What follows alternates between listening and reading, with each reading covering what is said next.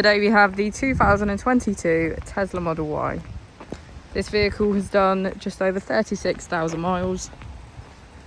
It has an automatic transmission and a fully electric motor. On our user interface, we're met with an overview of the vehicle. This allows us to open the boot, charging port and bonnet, all from within inside the car.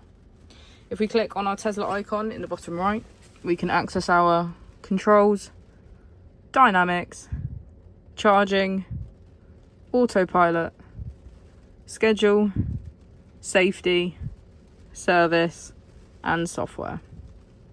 Within safety, we have advanced features such as a pin to drive and a glove box pin.